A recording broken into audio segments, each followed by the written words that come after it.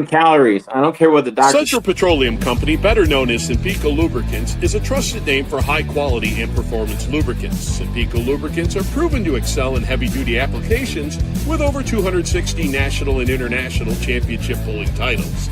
Simpico lubricant customers have proven the benefits and savings of trusting their equipment to Simpico lubricants. If you own or operate trucks, tractors, or heavy equipment, call today 1-800-553-1891 or online at simpico.com. The official fan app for truck and tractor pulling. Sign up, pick winners, win cash. It's that easy. Fullpull.us. At Profab Machine, we strive to provide competitive, top-notch quality transmissions, transfer cases, and driveline products for truck and tractor pulling competition. Profab uses modern machinery and the latest technology to produce high-caliber products. From the product materials to the heat treating process, quality and satisfaction are our #1 priority. Profab Machine, trusted since 1987. Heavy diesel rebuilds and machine work is High Plains Performance's specialty. Their team of qualified and experienced professionals are at the top of their industry. Contact Doug for a quote today. The Outlaw Truck and Tractor Pulling Association is the largest of 3 sanctioned national pulling associations with 16 classes and more than 350 competing vehicles streamed on outlawpulling.tv. Truck and tractor pulling is evolving, and these guys are helping lead the charge. Jason Schultz, Logan Stevens, Jason Bittinger, Bert Forbes, real insight, real conversations, one goal: to grow the sport of truck and tractor pulling. Welcome to the Let's Grow Pulling podcast.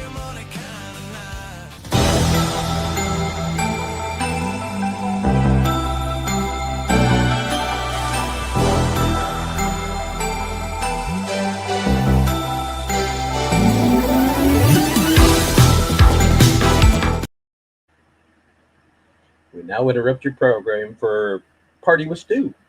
Woo! Welcome back to Let's Grow Pulling. I'm your host, Logan Stevens, alongside Chris Kilbarger and the one and only Bowling Green Stu. Boys, it's been a week. What has gone on? It's been a long week. Dude, the weekend was packed. I was streaming like 5-6 streams in a row, and I got to give a shout out to Cummins Killer 3. Holy, I don't know if I can say the S word, but holy shit. 394. I jumped off my couch. That was absolutely amazing. I went nuts. The last one in the class, and he blew it out of the water. That just blew my night away. That was amazing. How about Chase doesn't suck? Oh, yeah. He got a belt. Yeah. Come on, man. Yeah, that's too much to absorb. My kidneys are already filled with McDonald's, and I had to absorb all that streaming this weekend, so they're filled. Yeah, mine was Saturday. I was down at Clinton County Fairgrounds doing a Region 2 hook. I was actually filming, so we did great until cleared the end. We had 2 modifieds left to run, and it just cut loose. Oh wow! We got rained on so bad, it was horrible. Bert was running the board, and my son and I had to sprint 300 feet to try to get his camera and get it under shelter. And then my son and I held down the easy up so we could get everything torn down, because there was probably 30-mile-an-hour winds. Oh no! It was just blowing on us. It was bad. So that's crazy. Didn't ruin anything. So wow.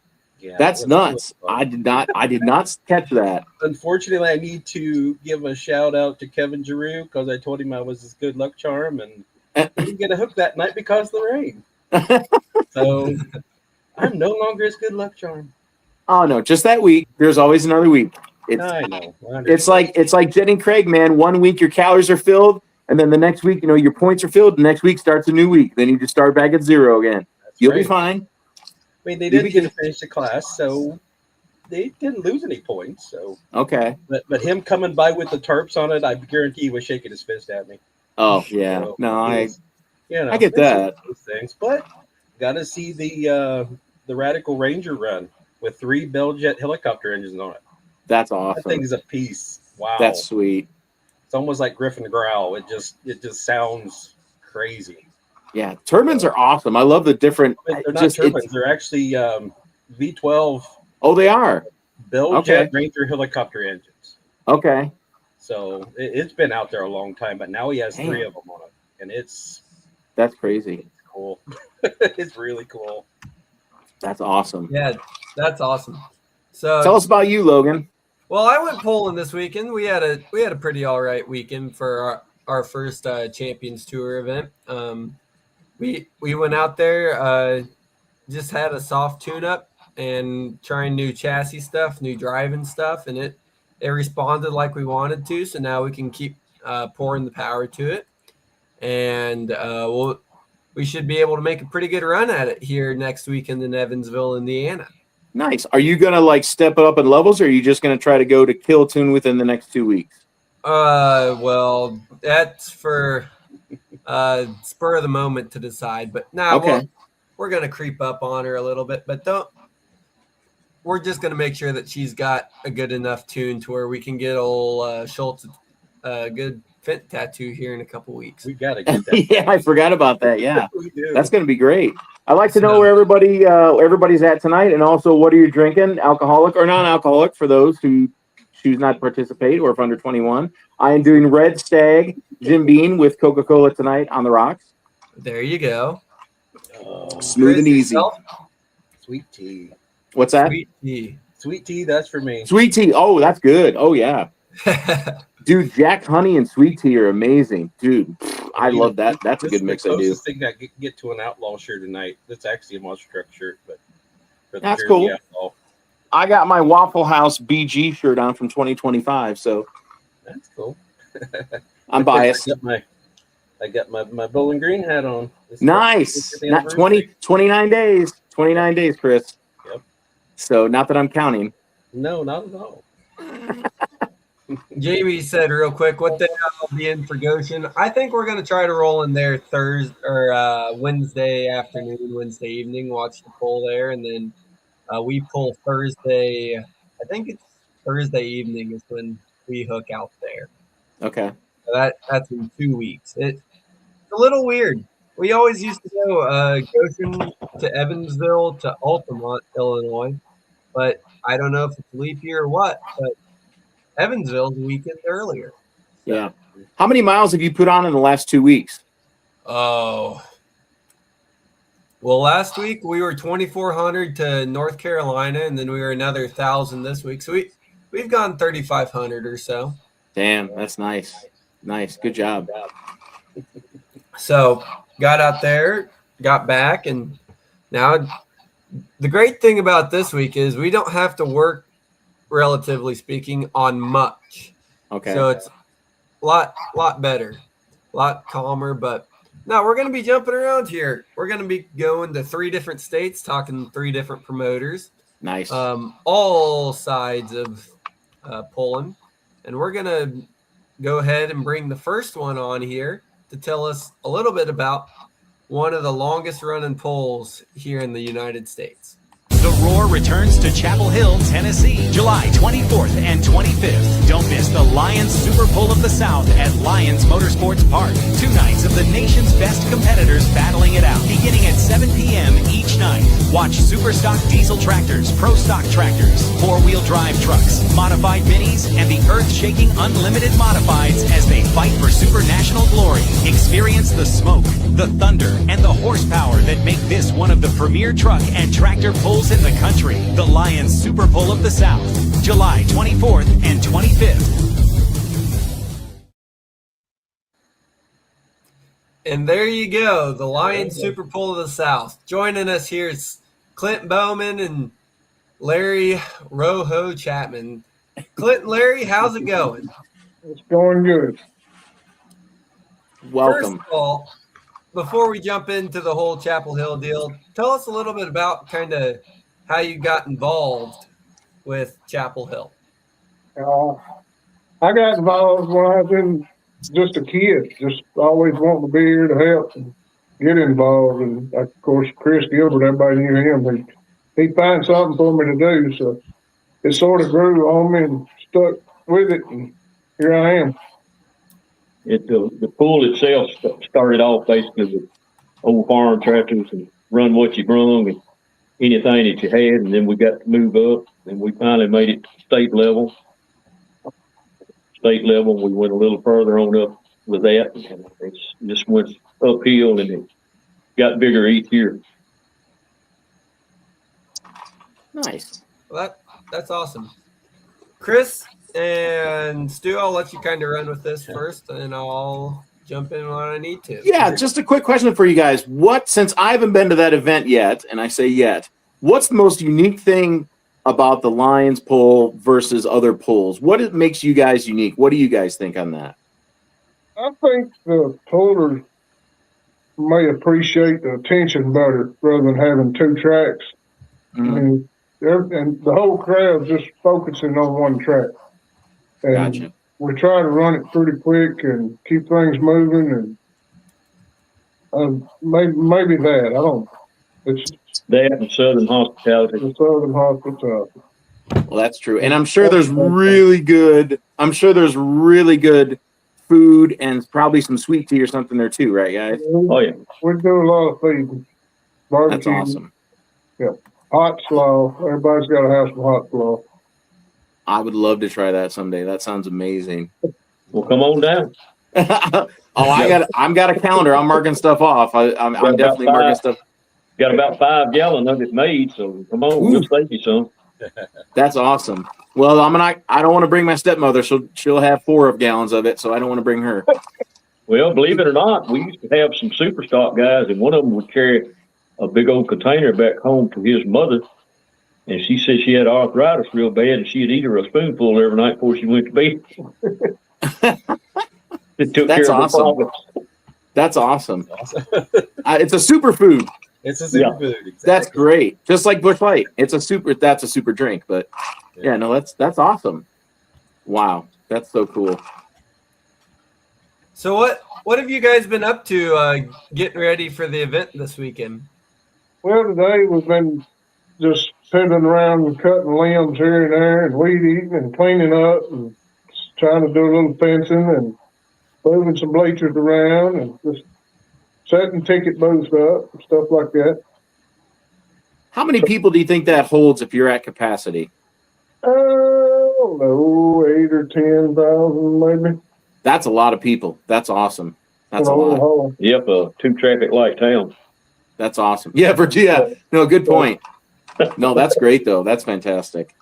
I love it. Now, do people like to sit more? This is leaning into later on in another segment. People like to sit more closer to the track or back in the back part of the stands at the higher end. What do you think? I think everybody likes sitting in the lawn chairs next to the track. Okay. That's where I lean towards. So yeah, I can understand that. They put out lawn chairs a month ago. Started chaining them to the fence. Gotcha. Yep. How long in advance do you guys have to start prepping for this? Are you guys already started working on next year? Or how long does that usually go in advance? Believe it or not, I've ordered some bumper stickers already for next year, and I meant to already have that done. That's so awesome. We can get them out this year, but it's a year-round job. It's kind of like a tobacco patch, you know. Gotcha. It's always something to do. You guys have a lot of volunteers. How many volunteers do you have that help with the event total? We have about 90 in the club. I was doing some rough estimating one time. It probably takes 200 or better to put this show on. Oh, wow. From Okay. clean up to concessions and that's all through the town. The school teachers, it's the whole town comes together. It's just not just the Lions Club. So everybody throws in a helping hand, basically. That's we're able to contribute to all 3 of our schools. Well, middle, we got elementary school and intermediate, and then middle and high school. And we get a lot of help from cheerleaders and band members and whatever, because they're the ones that benefit out of it. We have been able to provide a lot of stuff through the years. Mm-hmm. We don't keep one penny. All of it goes back to the people in the town to help them. And then the Lions Club International Site Conservation Plan, a lot of money goes into that. And so you guys get definitely a round of applause for that. Yeah, people don't realize it when we say we need your help 2 nights a year, and they've been pretty good about showing up and helping us those 2 nights. That's great. No, that's awesome. You guys work your butt off. It sounds like. Yep. and we're all Right. getting old. I know we talked about it a little bit when we had you on last year, but how many vehicles do you have coming there this I'm in weekend? a whole lot better shape this year than we were last year. We're probably I've counted up 71. 71. Yeah. Okay. So that's How going long do you to be a great show. How long do you think it'll take to run 71 vehicles down that track? I think we should be done by about 11:30. It's not bad at all. That's If fine. What do Mr. you? Ken, if he's got the track built right and he kind of patterns it after Louisville, and between all the breakage, yeah, we ought to be done around 11. Nice. Who's doing your track? We do it ourselves. Ken Lamb, he's been with us since day one, since we started. So he's been doing it for years, and I'm not going to get in his way. He's always done an awesome job, and we sort of turn him loose and let him go. Yeah, you There never you get go. the track builder's way. That's for sure. If it ain't broke, don't fix it. That's right. That's true. Yeah, we got a lot of information years ago from all people, Dr. Wayne Rouse. Yeah. He used to come and pool, and he told us one time, said, your track's dead. And we said, how do we make it come to life? He told us what to do. The next year he come back, he said, you're almost there. Second year he come back, he broke stuff. He said, you're kind of like Louisville now. We have tried to keep it right where it's at. We put a wheat crop on it every winter, then turn it under in the spring, try to let it all rot and die, and just keep the dirt alive. That's helped a whole lot. Nice. Yeah. Yep. How many years have you guys been? How many years has the Super Bowl of the South been going on? 75 was the first pool, sanctioned pool. We had a farm pool maybe the year before that, just to test the water. 74, I was a little kid, 6, 7 year old, but I can remember coming to it. But since last year was our 50th. 51 years. This has been 51 years, yes. Wow. You're my age. How, Yeah. how And far then do you once- get people Yeah, coming yeah. from do you get a lot of Canadians that come down, people from the West Coast? Like, how far do you get people to come? Well, we've seen them come from all over. New York, we got a Yeah. lot of New Yorkers that come down to visit with us for some reason. Nice. Floridians. Yeah. I mean, that Californians. I mean, there's several different ones. That's awesome. That's sweet. When Tom LaRue had his following, we had a lot of Canadians that would come down to see us.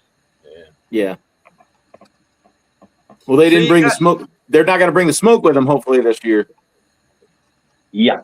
What smoke? Oh, Canadian smoke. Yeah, we had a big problem with that up here in Michigan and Ohio last week. So, but So you yeah, got 5 premier Grand National classes going in. Talk to us, what it takes to. This is not just like any ordinary event. What does it take to actually pull in Chapel Hill? Well, you've got to be in the top 15 is what we've always shot for. Or be somebody that's come regular and supported us over the years for a lot. And it's hard to tell some of these guys no, but we've got to put on a show and try to keep it where the crowd enjoys it and not pull all hours of the night. So I wish I could have a lot more of my friends here that I think are my friends. I'm going to miss a lot of guys this time. Rob Russell, one of them, and some of the others, Mac Petty crew, and but people make choices, and we've got to do things that's good for Chapel Hill, and we sort of chose to stick with the top 15 in each class, and or what we could do out of them. We wound up with 18 four-wheel drive trucks and 17 pro stock tractors this time, so we got a little bit over, but I think that'll make up with not having but 7 unlimiteds and 14 super stock tractors. So, we ought to have a really good show. awesome. We're Nice. trying our best to put on a good show with a single track and you know, get everybody to see what they come to see and then get them home. Before we went to 15 and before we went to invitational stuff years ago, we had everybody and the brother coming and showing up, and we had, believe it or not, Clint probably remembers it, we would see the sun come up the next morning. Yeah. We'd still be out there pulling, and you know, Wow. and then have to start all over. Cleaning up, we're having to start all over on Saturday night. So Oh, wow. we had to cut back the invitation. We had a That's few awesome. years like that. It's hard to say no, but you know, So- it's something we've got to do. And they understand. All the pullers understand, and they know what we've got to work with. So not that it would ever happen, but what would it take to put 2 tracks in there?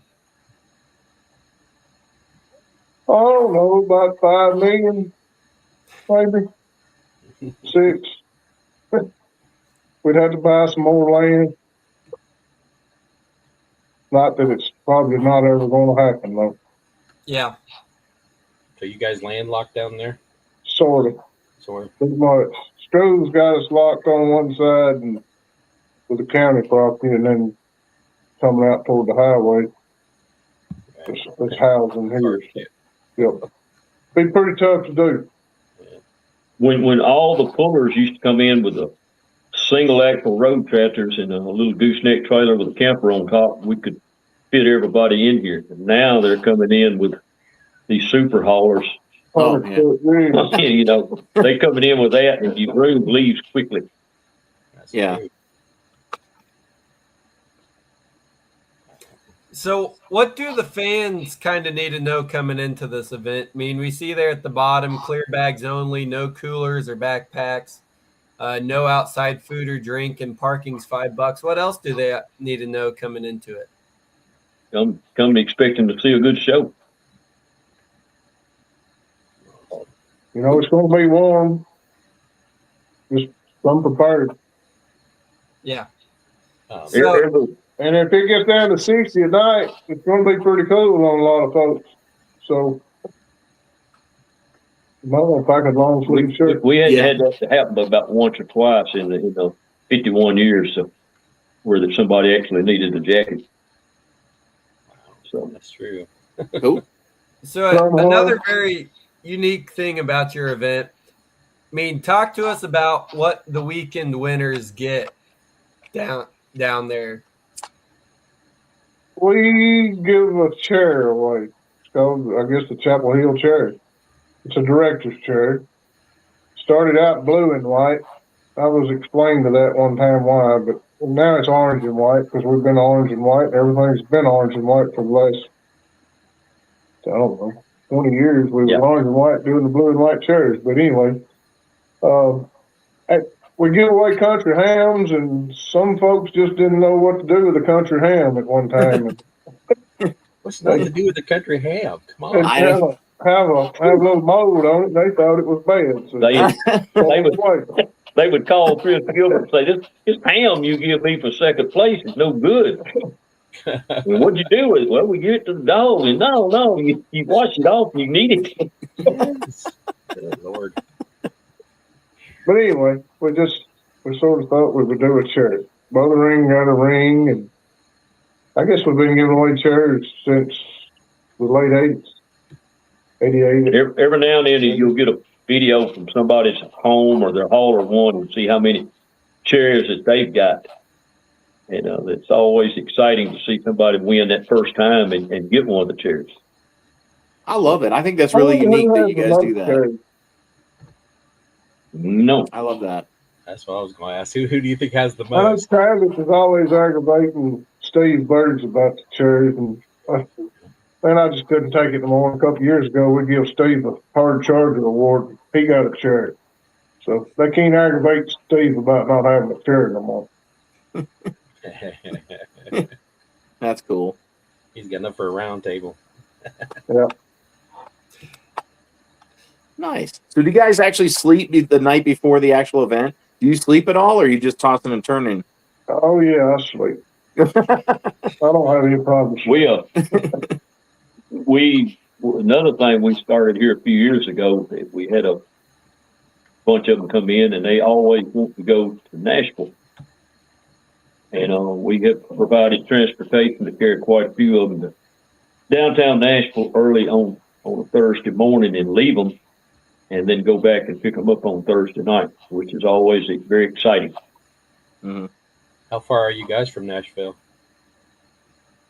About 40 miles. 40 miles. 40 miles. Oh, that's nothing. No. What's your Less favorite than an haunt? hour.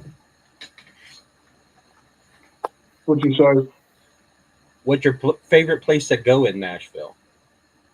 Oh, I'm home. If you would I go, don't care nothing about going to Nashville. if you would come to Nashville on a Friday or a Saturday and just watch the Daisy Duke shorts, the short dresses, and all the party buses, and it starts about 10 o'clock in the morning, The fanfare. and they're still going late that night, and it's exciting just to sit down somewhere and watch them. I enjoy going to the airport when I'm going on a cruise. Right. No, That sounds like a good time to me. There's some nice places down there. The Reds and I don't know, different ones. Tootsie's Orchid Lounge still going. Yeah, we carried quite a few of them down there, and they try to do karaoke and different things in the bars and Hard Rock. Yeah, I've been to the Hard Rock before down there. It's pretty Nice. cool. I think what's the short guy? Jason Jason Aldean. Aldean's got one. I'm not a big country music fan or music fan, period. I can't name those songs. We got some folks live around here I do work for, and they don't understand why I don't understand what they're doing. But He can't hear good. I think it's one of the reasons that's probably it. But I don't get excited about country music for fame and glory. But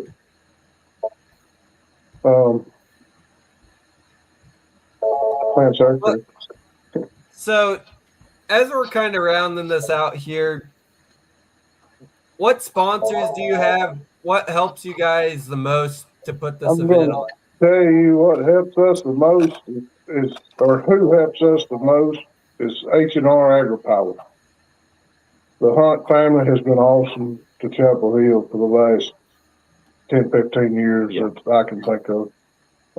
Steve has always went above and beyond anything I've asked him for, and just help any way they could help. And bend over backwards. They bring us tractors to work the track with, and tow tractors, and they've just been good to Chapel Hill over the years. Thompson Machinery, Cat, they give us rental equipment.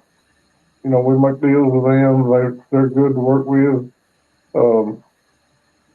And we've got a lot of other sponsors that do displays. I can't name them all off the top, and I'm gonna leave some out, and somebody's gonna get mad at me. But the major ones is Farm Credit, Rural First, and some of those. National Cedar Direct.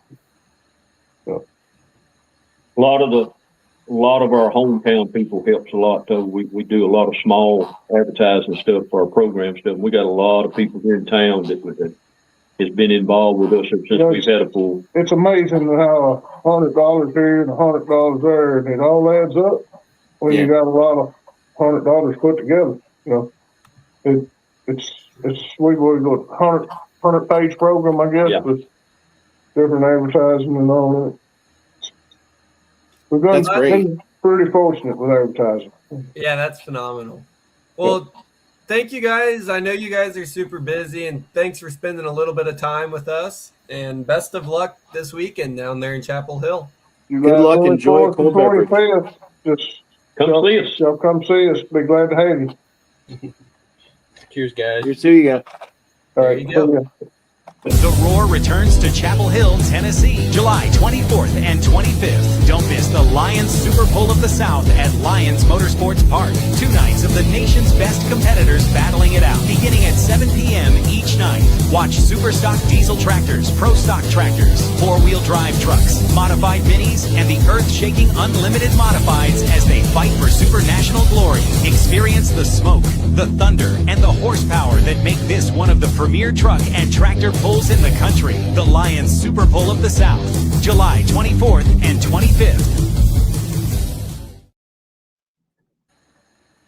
Boy, how about that? Those guys work their butt off, and that sounds like a real blessing for that whole town, and everybody pitches in. God bless them. That sounds like a really good time. The biggest pull of the South right there. Yep. That's a bucket list one right there. Absolutely. Gotta I get would there. love to get to go there someday. Me too. Always wanted to, never have. I think the way it's been explained to me, that was one of the first polls I ever went to when I was just a couple months old. Ooh, I got plenty of their bumper stickers that I acquired at Bowling Green and Fort Recovery, but nice. I'd love to get a Lions Super Bowl sticker. I got to get one so I can put it on the for the campsite at BG to advertise for them. And help them out. The way I look at a lot of these pull guys for me is it's like when I go into a gym, it's like all these cool equipment that I want to use, but I just don't get to them in a timely manner. That's the way I look at it. Like it's like all these cool pulls are everywhere, and I just got to figure out how to get to each one of them. But man, when I do, it's going to be a blast. That place looks like it's a lot of fun. It's really special with the chairs. That's really, really cool. Like that's up on the level of you get invited to Louisville, you get the championship ring at Bowling Green, and you get a chair at their event. Like that's a really, really cool, prestigious thing. I really like what they do. Well, let's take, and we're going to jump a couple miles north and a whole lot of miles back west, and we are headed out to Wayne, Nebraska. I see Kevin Davis back there in makeup, and we are going to roll some clips and go ahead and bring him on to talk about his event that he's putting on the other side of the Mississippi this weekend. The Horsepower returns to Wayne, Nebraska. Friday, Sear, July 24th. Get ready for a massive night of truck and tractor pulling action in Wayne, Nebraska. The Horsepower fires up at 6:15 p.m. with a stacked lineup of 13 classes. Watch the smoke roll and the dirt fly as some of the toughest pulling machines battle it out. Friday, July the 24th at 6:15 p.m. in Wayne, Nebraska. Bring the family, grab your friends, and get ready for Horsepower.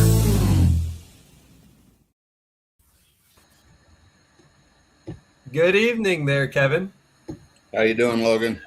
Good. How are you doing? Oh, we're surviving. It's kind of hot here today, but it's hot everywhere. Yeah. I can second that. So, well, Kevin, for those who don't know and those living under a rock, tell us a little bit about who you are and what you do. I'm Kevin Davis from Wayne, Nebraska. I'm the fair manager here for the Wayne County Fair. And we've been with the Outlaws now going on 6 years. So I've been promoting the Outlaws. I was with Bush and PPL, and I switched over to the Outlaws. So I take care of all this booking and help get all this stuff going for everybody. Well, there you go. Nice. It's pretty simple, Logan. We know that ain't true. He does. Yeah, It until sounds like he does everything. That's basically what he just said. Exactly. He does everything. No volunteers at all. yeah. That's awesome. So what's going on this weekend in Wayne, Nebraska? Well, we did have 13 classes. We made a little change this morning. We're down to 12. We didn't have enough diesel super stock pickups, so we changed out of that one because it didn't really feel like it was worth it. So we changed that, but we'll still have 12 classes. We'll have a good show. The weather's supposed to cool down a little bit, so it should be – that'll help us more because right now it's 110 out there. So we're hoping to get down in the 80s. Wow. Yeah, that's warm. What class has the most vehicles that you're having at your event? What class has the most vehicles? Well, it would either be the light limited pros or the Pro 4x4 has the most hooks. Sweet. Nice. That's a good balance. Yeah. You know, Nice. like I said, being we got the pro stocks, and then I got naturally aspirated 2-wheel drives. So all of them, limited pros, there should be anywhere from 12 to 15 of them. Pro stocks should be 10. So it'll all jump around. But last year we had 136 hooks. Nice. And I'm hoping we'll be right around. We should be over that 100. Nice. What's a crowd favorite of a class in the past? What do you think? The semis. Semi? Well, yeah. Yep. The crowd. Actually, I had one of our photographers come up to me 2 years ago, and he said, "This is the first show because we put in a new grandstand. I put in a 5,000 person grandstand. Nice. And everybody sits all on one side. Okay. And like Jason, when he was here a few years ago, he called Wayne, kind of designed about like a Chapel Hill. Okay. So he kind of liked that. And these people, we have 5,000, and it was packed for the tractor pull. And they Nice. we had the semis last, and the crowd sticks around. That's great. That's awesome. And then, like I was saying, the photographer that we had, he come walking down to me, Ryan did, and he says, "Kevin, I don't know how you guys done this, but when two-wheelers run, usually the two-wheelers, the people kind of get up and leave." He says, "You held the two-wheeler people in the seats and nobody left." So, Yeah. that kind of made us feel good that we were able to do all that. Absolutely. But the fact you got it all packed, the that's two-wheeler awesome. is there is just a mini rod with the wrong proportions on it. Yeah. Ah, So I And then- said, with everything that we do, we run 136 hooks in less than 3 hours. wow. How do you do it so fast? I got the guys back behind. I got Dave Nelson that comes out with the Outlaws. I usually have him back behind. Okay. I just told the guys, I said, we want to get this done because this is our county fair. So everybody can get done. The people can either go to the Midway or to the food trailers around, because we also put on, before the poll, there's a free barbecue that we put on that we feed the whole public. Ooh. Everybody. I'm getting closer to my screen. I hear free barbecue. I'm going to get really close here. Yep. So we do the barbecue, and then people go up the grandstand for the tractor pull and truck. And so then that's how we kind of just thank everybody. The pullers get fed up there. So, I mean, everybody does. So, Well, thank you for doing that. That's awesome. I That's sweet. don't think we touched on that enough there. 136 vehicles in 180 minutes. Yeah. A minute 20 a vehicle. Yep. And now that's one thing when a class has 20 vehicles in it. But Right. when you're making 6 different sled settings on each track, the Yeah. sled settings what kills your Yep. time. So props to you guys on Yeah. that. Well, and that's what I preach to them, because usually when I go to the meeting, the pit meeting back there, I tell the guys, I says, we appreciate you guys coming, but on the other hand, not to really be a real badass here, but we want to get you guys done so our crowd can go have fun, and we can then go to the beer garden because we got live bands down there. So Nice. there's other things that everybody can go do. You just to me, the faster you keep it running, more the people will want to come back the next year. Yeah. So I agree. So how did you get involved with promoting the poll there? I took my dad's spot out, so I've been on this board here since 2005, when my dad passed away. So I got on, and then I moved up through the rankings as usual, and I was president. And then I moved away. I sold my business and moved away to Phoenix for 5 years. So they made a new position, put me fair manager. So I take care of all the contracts and everything for the Wayne County Fair. So being a fair manager, you can live anywhere. So I just do it for them because we use the same grandstand venue up here for 4 different things. Okay. Thursday night we do a bull riding. Friday night we do the tractor pull. Saturday night we do a concert, which we got Trace Atkins, and then Sunday we come back with a wrecking derby. Wow. So, That's amazing. That's like a 4-day event. Like that's awesome. That's kind of what I've been talking about in the past of, it's not just a pull, it's an event that you have to go and see. That's great. Yeah. And That's we fantastic. charge. So like the night that we have the poll, so you come in for the barbecue, it's $20. You pay at the gate to get in. That gets you your barbecue and gets you into go anywhere on the fairgrounds. Hmm. So That's a That- stellar deal. that's always been my goal, Wow. to get this thing built up and keep it going. I just like to make things bigger and better. And I got a good board that I work with. I got 16 others on our board, and if you get the people working with you, it's a heck of a lot easier to convince them that we need to move forward. That was my next question on a follow-up. Like, is the board very progressive in thinking, where you came up to them with these ideas with the beer garden and the concert and said, look, we want to put more money in your pockets. We want to put more money in the gas stations in the area, in the grocery stores, whatever it is. It's an economic impact that we can raise up when we have more events. We have it as a 4-day thing. Yeah. That's we put in camp spots. We got room for 124 campers out here. That's awesome. We're putting in another 20, and there's 1, 2, 3, 4 hotels here in town, and they're all full.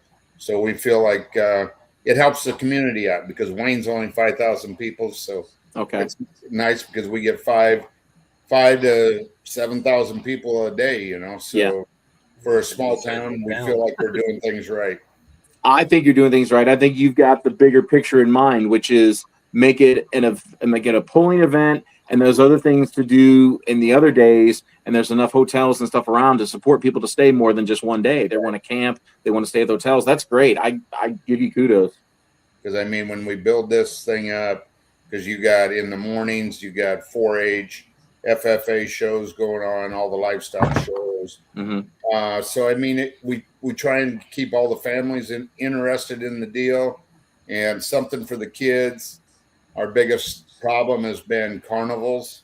Okay. We've had our ass handed to us the last 3 years, but I got hooked up with a new guy. It took 2 years for him to get here, and we got a 5-year contract.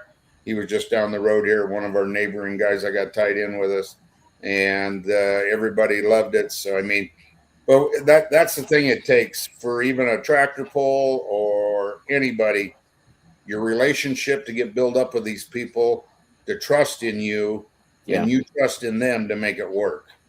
Yeah. With the Outlaws, it's been a real good relationship with them. With the division we've been in with them, we've had pull of the year every year, so Mm-hmm.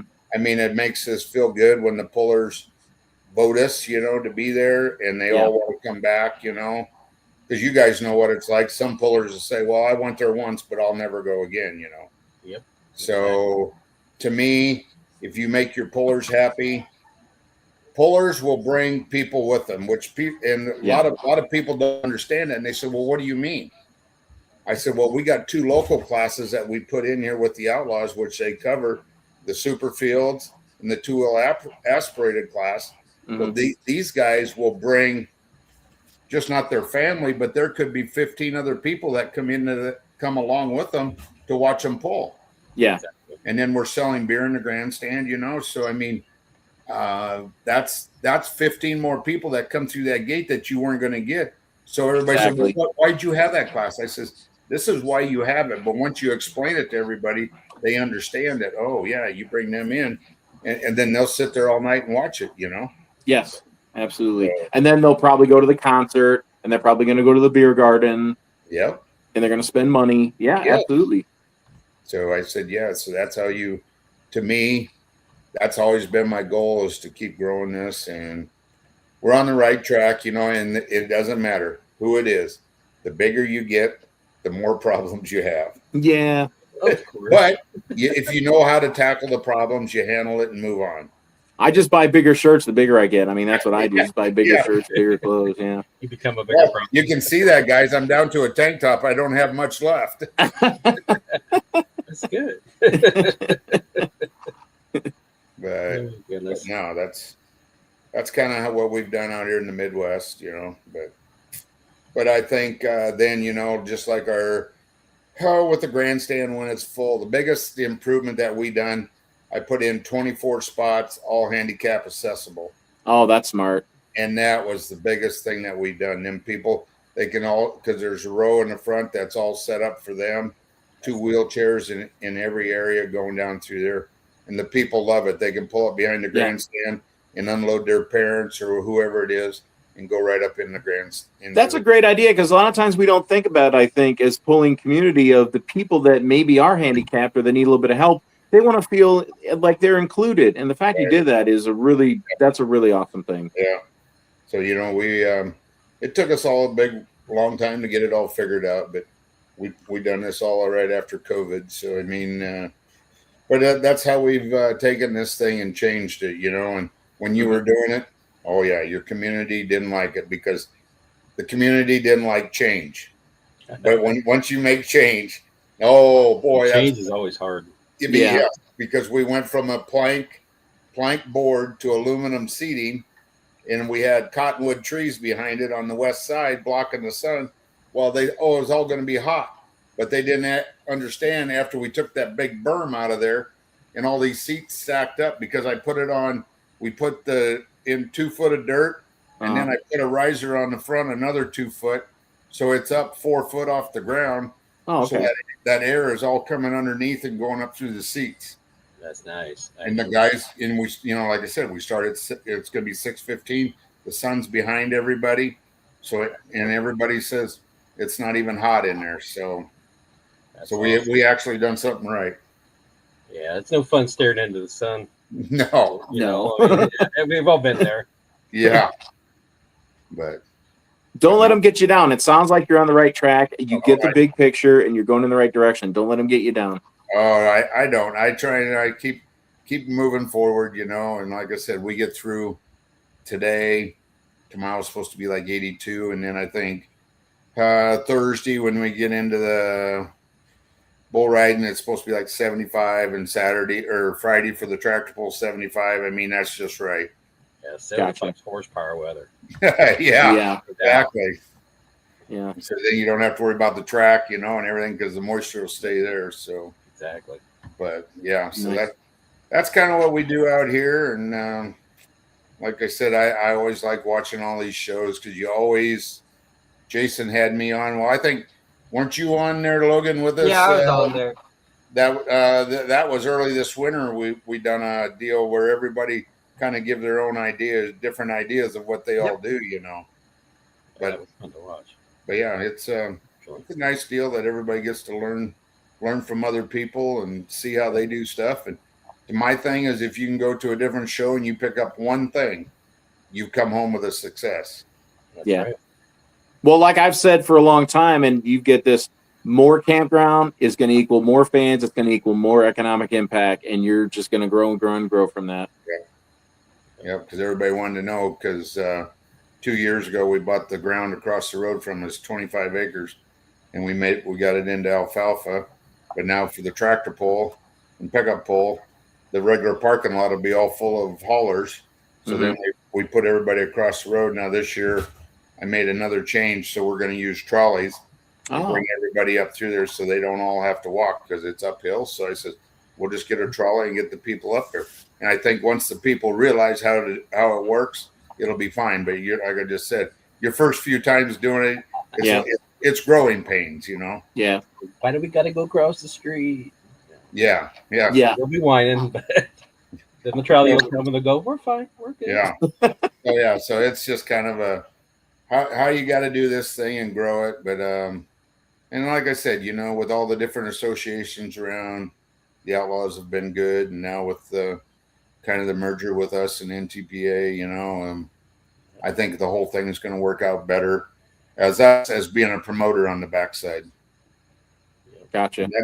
And that's what I feel is a lot of people don't understand, that is when things go together, how it's all going to work. But I said, I love it and being a promoter, but because I talk with the Outlaw guys all the time, you know, and I just I just tell them my feelings, you know, and then, you know, then they call you back and they say, well, God, you are kind of interested in this. You do have, you know, which I am, you know, I like doing it, but I like doing it for them, but also for our community to grow this thing and make it bigger. Yep. So have you ever been down the track in a vehicle, Kevin?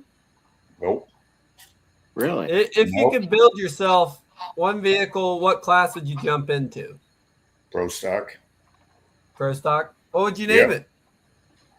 Oh, come on, Logan. That's getting a little. I have no clue. Okay, we'll back it up. What color would you go with? It'd have to be red. When I was born, worked on the farm with my dad. We were all international. Now, What what about jack of all trades? Yeah, there you go, jack of all Jack trades. of all trades. Like you sound like you're literally that definition. Or call it the promoter. Yeah. Yeah. There you go. There you go. Everybody'd say, "Oh, there he is." There he is. Yeah. But yeah, no, I've always loved the pro stocks. It's always been a big favorite of mine. And right now, you're seeing in the Outlaws, you're seeing a lot more pro stocks come out, which is good. So I mean, and I like the class. I like them all. I honestly, I like the pullers because the pullers, people don't realize it. Like our people will come early in the afternoon and then they go out in the pits and visit with them.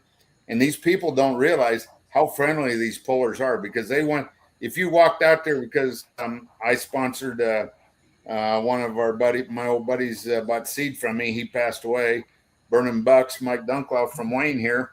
And he just couldn't wait for family to walk up with their little kids and put the kids up on the seat of the tractor, to take their picture. And people wouldn't, you'll let us sit up on there, and people, they don't care, So that's to me, that's kind of a family deal where people get to do stuff and you can visit with them. You go out in the pits and you see a 3-engine mod or a 4-engine mod sitting there, or a pickup or a big tractor, and the kids can stand right by it, and the parents are even totally amazed, Yeah. But Wow. It takes just one instance like that when you're a little kid to spark your inner drive to get into pulling at some point later. It could take something as small as walking up to a puller and, hey, can my son take a picture on your vehicle or take a picture with you or whatever. Like it could just be that one little moment that changes that kid's life. And now 20, 30 years from now, he's a puller himself. Exactly. I mean, it's very interesting when you watch the kids and I get to see them all and all that. But I said, as me being a promoter on the backside, I like doing it because I feel like I'm giving back to the community what my dad did, and I just like that part of making things bigger and better for everybody. Cheers. Thank you. That sounds like you're doing Not a a great problem. job. So, who helps you out the most with your event?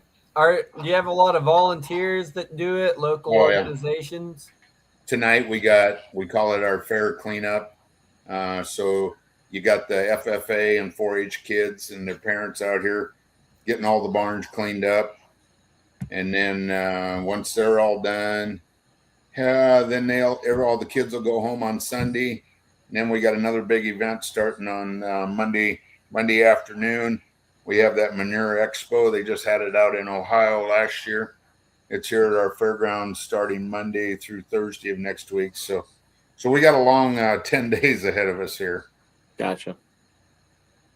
And the thing that everybody says, so how much do you guys get paid? Paid? What's that, guys? Well, you don't get paid? No. I said, we're all volunteers. Yeah. Really? Well, I guess I'm not in on this deal. I said, well, that's fine. There you go. There's the door. Yep. Yeah. But I got 16 other guys on here with me, and we got a treasurer and a secretary, and I do all this stuff behind the scenes. But and to me, it takes one person behind your scene to keep everything going, and then you'd start designating things out to everybody else to make your show grow. Yeah, that's how you got to do it. Because if I had to. Because like now they're coming in to set up for the bull riding. Well, so they'll start and they've already called, and we got to go up there and help. Just tell them how to do it and they'll set up, but you got to keep everything moving so everybody just doesn't stand around, Yeah. So somebody's got to be the real bad person, and I guess once in a while I got to be. Because Somebody's got to do it. My gal that does Facebook for us. Yeah. She come up with a deal called the pie in the face. So they took a vote, and I don't know how the top 4 people off of our board they got to pay to put their vote in. So there's 4 buckets that'll be around the fairgrounds Okay. all through the fair here, and they put their vote in along with money. And for some ungodly reason, guys, my picture I put on there. So then on Sunday they'll announce the winner or the loser, however you want to call it. We do a wood carving deal. We auction them up. So whoever raised the most money gets a pie in the face on Sunday. Well, wait a minute. What kind of pie is this? Why are we waiting? What flavor is this?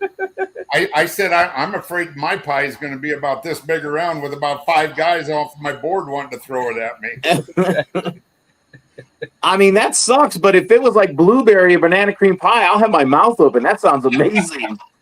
Yeah, who knows what it'll be? But oh, okay. No, we just try and have a lot of fun too, and just do some other little things. And the floating around on Facebook right now, it isn't looking good for me right now, guys. Oh, Yeah. Facebook is like my doctor. Don't listen to it. They're all just negative. Taking one for the team. Yeah. Basically, that's about it. You're taking one for the team, but Yeah. whatever. I mean, it's all in fun. Yep. That's awesome.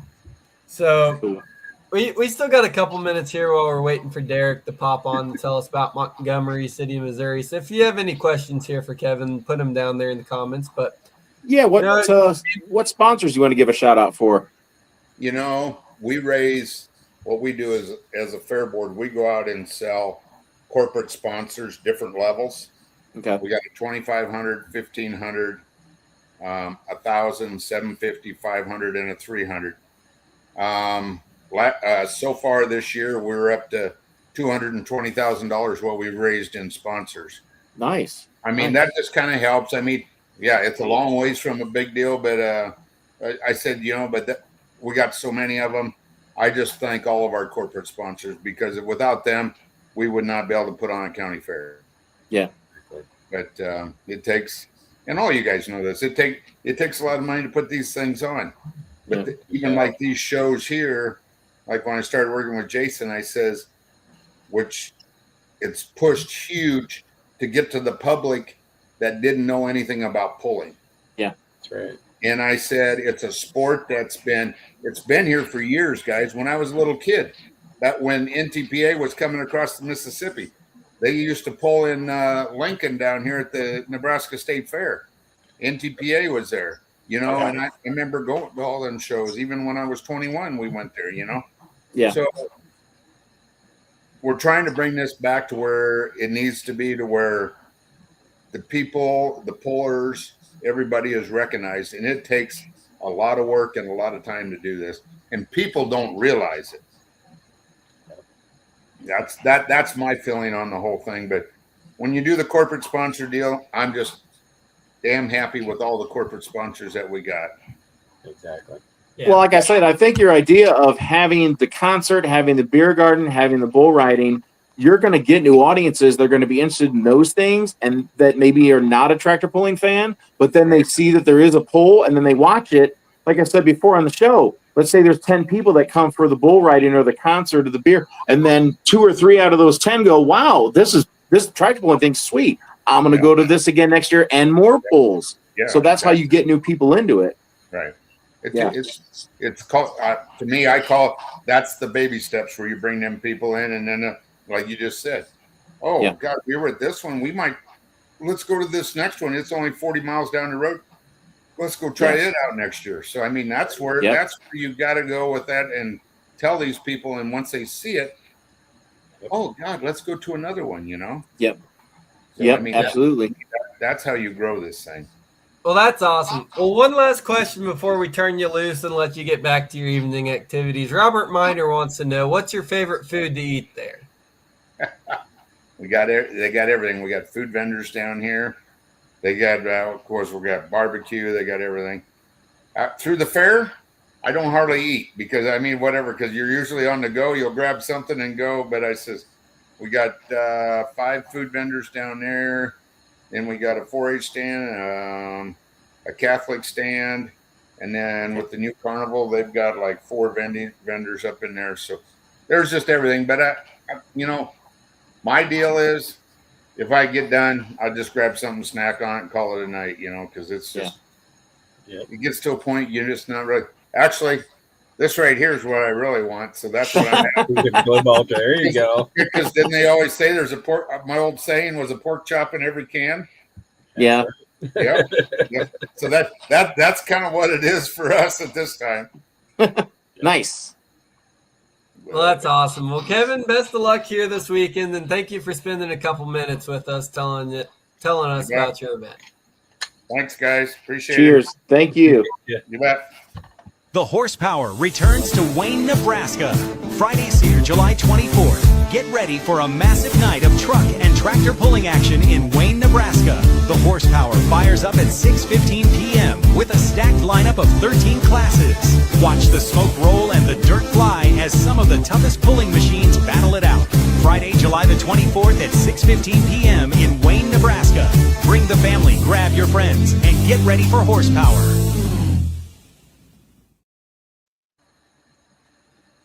That was There sweet. you go. Yeah. Mr. Kevin Davis. Well, we were waiting for the promoter of the Montgomery City, Missouri poll to come on. He's most likely taking care of all of his other duties leading up to this event. So we'll talk about his event for a couple minutes here. Going on here, there July 24th this weekend. Not too far from my place out here, actually, but kind of a mix of two groups coming together there with both the Outlaws and the Excalibur pullers out of the middle of Missouri there. Nice. So stacked group of classes there, and it should be, once again, another pretty good event. Beautiful grounds out there in Montgomery City. So, Yeah, well, I know nothing about Excalibur. I've never even heard that one. Yeah. I'm sheltered, apparently. We're going to roll their video, and then we are going to jump into have you guys done your rock, paper, scissors on who gets to go first? Oh, Chris can go first. The shit show is gonna be last with me because we're gonna end with the shit show. So All righty. Well, let's roll this video, and we'll jump right into Chris's segment. The Outlaw Truck and Tractor Pulling Association is coming to Missouri. Join us Friday, July 24th in Montgomery City, Missouri for an action-packed night of truck and tractor pulling. Show starts at 7 p.m. featuring 5 action-packed Outlaw classes and 3 Excalibur classes. Additional prize money added. Bring your friends, bring your family, and experience an unforgettable night. Friday, July the 24th at 7 p.m. in Montgomery City, Missouri. nice. All I love righty, Chris. This time That's is my yours. segment. Well, that is me on a pulling tractor, which hopefully one day that'll be the truth. I picked Killing Time with Chris K because nobody really pronounces my name right. Everybody's been doing good on here, but now that I am, and Killing harkens back to Kilburg, Germany, which is where my family's from, which is less the name Kilbarger. So we came from Kilburg, so we are Kilbargers. Oh, okay. Kilburg. You ready for the bad joke of the night? Sure. You know, Germans love parties because if they invite you and you don't come, they'll come get you. That is a bad joke. That's good, actually. But yeah, I one of my loves is the history of pulling, and you see from the person that was on, or the tractor that I was on, that's a ripoff of Wheeler Renninger's old tractor. Nice. Back in the day, it was had twin Donovans on it. He's local to me, probably 20 minutes down the road. That he ran the county fair in Circleville for a long time. Okay. What kicked it off for me back in the day, and I got pictures to prove it, but back when I was a young boy, like he said, about probably second or third grade, my dad and my uncle took me and my brothers. I got 2 older brothers, and my cousins. We went to a bush pull, and I was sitting there, and I told my dad I had to go to the bathroom. Now, at the old polls back in the day, you might have had a porta potty somewhere, Yeah, but not nearby. but not nearby. No, Well, not nearby. No. in their infinite wisdom, Carroll Tractor Pulls, which was run by the young farmers and farm wives, they put the porta potty at the starting line. So just in case the pullers had to go, they jump off the tractor and go. That was the only one that was there. Oh God. Not up in there. I was, so I had to get down there, and I started, and modified tractor started right beside the porta potty. Oh wow. Scared the living bejesus out of me. Were you going 1 or 2? I was doing 1. But Okay, I could have gone 2 with that. I wouldn't be brave enough to go number 2 if I was next to the starting line. I don't care what class it is. Literally 5 foot from me when it started. Now, Oh my God. back in the day, we're talking mid 70s. Wow. So, Okay. so you might have had a single engine modified, but still a big black Chevy standing right beside you when you're going to the bathroom. No, I get it. Like that vibration alone is going to make you go whether you want to go or not once you're I in. thought the world was coming to an end. Yeah. But that, I guess, fear, I came out of there pretty quickly. And the tractor that was sitting there is the tractor that I got pictures of. Okay. Was called the Pink Panther. Couple local, in our neck of the woods in Central Ohio, that tractor was legendary. Really? It won that Carroll Tractor Pull almost every year. Now, Nice. back in the day, you had weight classes. You didn't have, when that first started, you had tractors. It didn't matter if it was a modified tractor or a stock tractor, whatever. They pulled together. Okay. You started at 5,000 pounds, and by the end of the night, everybody was at 12,000 pounds. Oh, okay. The Pink Panther loved 12,000 pounds. It was Really? an M Farmall, okay, with a big block Chevy on it. And I found this is what it became later a little bit. There was a person named Ned Kaufman that bought it from the Millers after that, and I'm good friends with them now. Did he repaint it? It's still the same paint job. He added a little too, but that's what it looked like when the Millers had it. Okay. When it scared me, but it was like 70s Art Deco, beautiful paint job. Yeah. And I found out through my history, through my through the internet and different polling sites, because you can look up lots of history through Polling Reference, through Dan Mayer, people like that. Yeah. That you can get people will chime in from their life experiences with the history of some of these things. Yeah. I got a chat from the Hart family, which I believe is Hart's Turbos, that still is in existence. And I believe one of the heads of the NTPA back in the day. Oh. That tractor was they bought it at an auction. The Miller brothers bought it at an auction out in Indiana. They bought it from the Harts because of the auction. The Harts had that tractor. It was actually what they call a Kinsey repower. Okay. Basically, you don't have enough horsepower to run it on the farm. So Kinsey will either basically put the engine of your choice in it for you. Oh. So they put a 427 big block Chevy in it. Okay. And those pipes look just like, they're very similar to what was on a 1468 Farmall. Okay. Now, was there a cubic inch limit to this, or was that just something that they had laying around? Weight limit. That was Okay. it. But this, whatever company was, built it for the Hart family, and it was on display. They said, we want to display your tractor at the National Farm Machinery Show in Louisville. Nice. So that tractor was in Louisville when it was born. Nice. There's another picture of it on a trailer without the pipes on it. If you could show that, Logan. Oh, Yeah. wow. That's the Hart's trailer there. That's their D21 in the middle, and I don't know what there was another tractor there too. Okay. But that's it without the pipes on it. Just headed back from the National Farm Machinery Show. Wow. What year was that? Oh, I want to say 72-ish. Really? Wow. The early 70s. Wow. because it. I guess they pulled it one time, and the one uncle, he just decided he didn't want it, but they put this paint job on it so they could display it at the farm machinery show.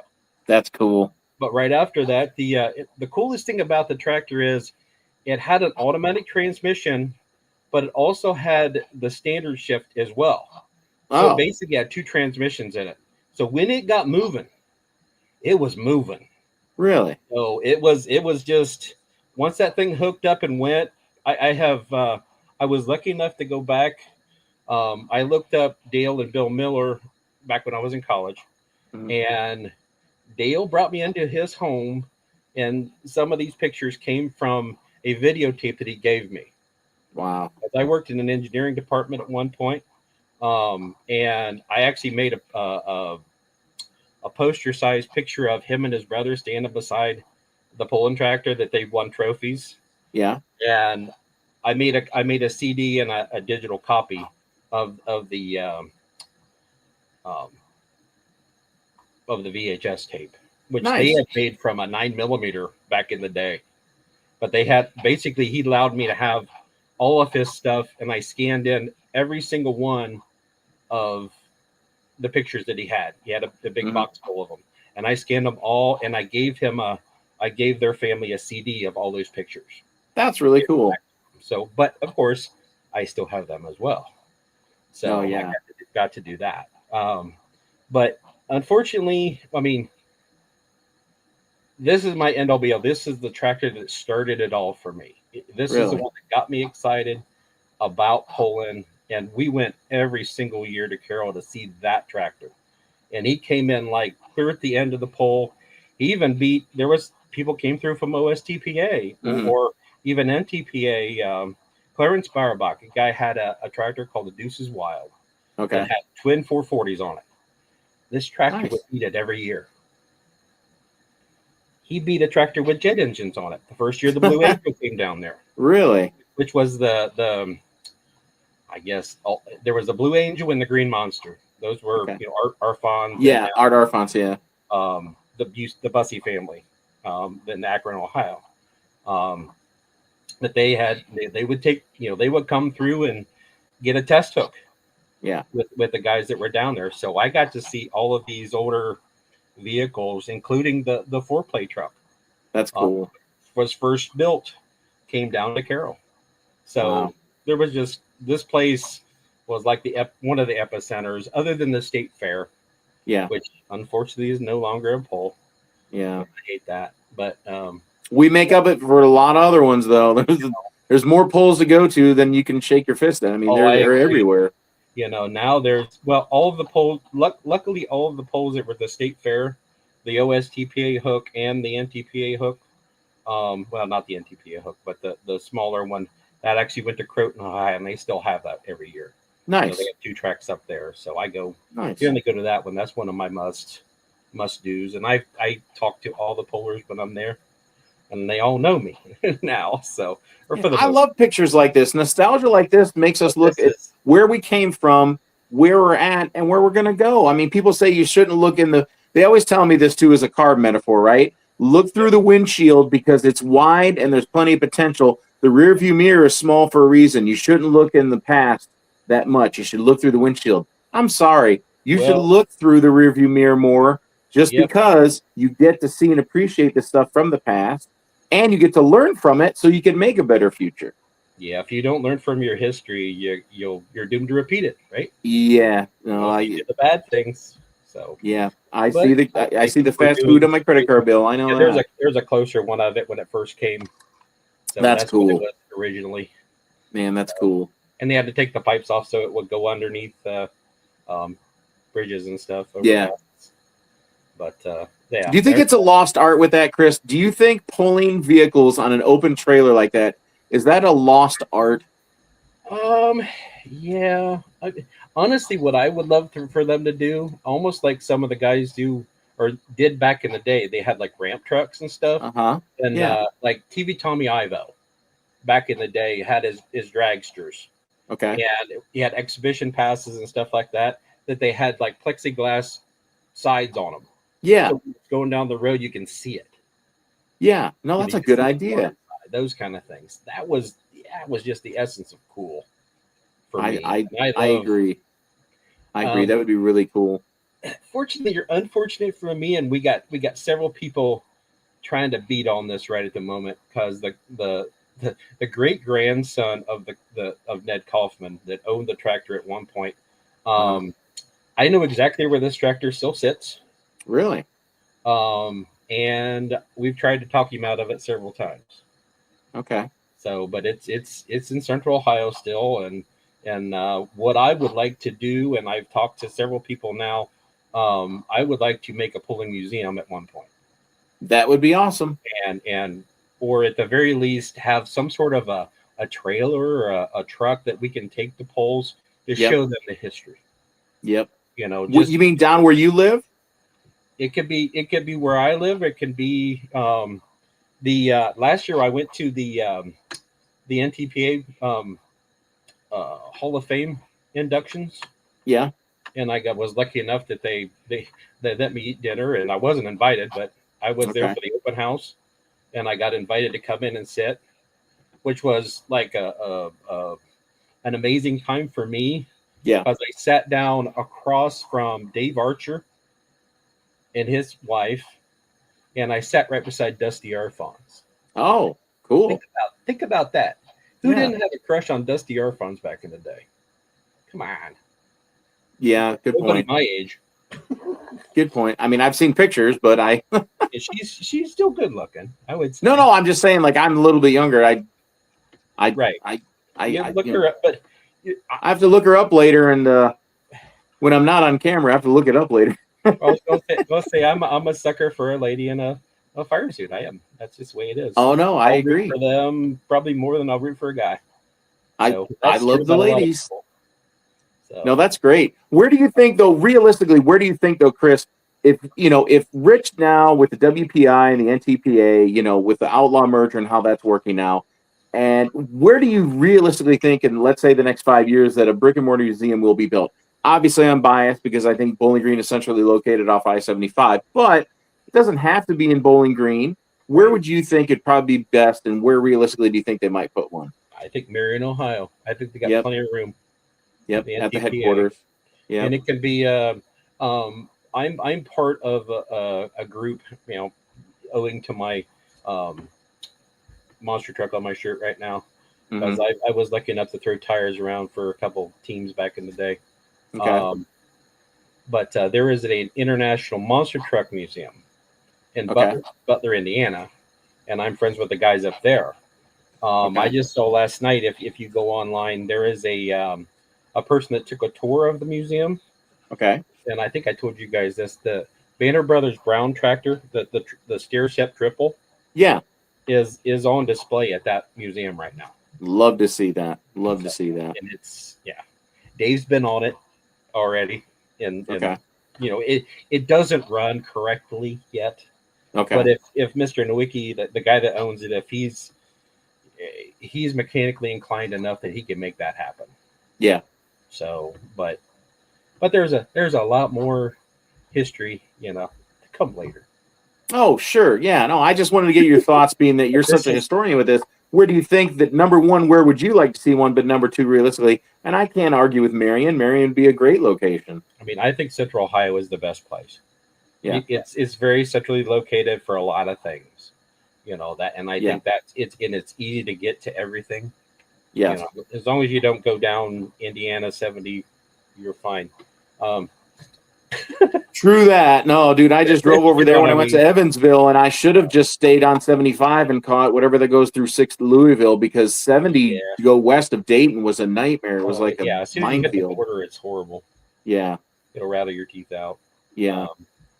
But yeah, No, that's I really think cool. Those Central pictures are Ohio great. Would be an awesome. They have plenty of land up there. Okay. So, and I talked to several people about it, but they already have the NTPA Hall of Fame pictures and stuff down through there, and I got to talk to I was in heaven, to be honest, with history. Danny Dean, the patriarch of the Bargy family. Yeah. Got to talk to him for a while, just hang out and Yeah. talk to him. I used to work years ago for Advance Auto, and I remember Bob Chamberlain used to come in all the time here in BG and used to buy, 48, so whatever spark plugs at a time. And why are you buying so many spark plugs? I'm working with some motors, dude. Don't worry about it. I wish I would have spent more time talking to Bob. I really wish that. He was a great guy. Bob is a sweet man. Yeah. I can say that now. Yeah, I because of the monster truck thing and being part of that, it's like, almost like pulling. It's the same thing. It's all family. It's like one dysfunctional family. Yeah. But once you're in it and people know who you are, they'll always know who you are. Yeah. And I'm between him, Jim Kramer and Bob Chandler. I can no longer call them Mr. Kramer and Mr. Chandler. They are Bob and Jim. That's and then cool. you have Gene Patterson, which was Colt Cobra. Back in the day. Okay. But I've nice. And I would love to like we had the Hall of Fame induction at the headquarters this past year. Yeah. I would like that to continue and invite fans.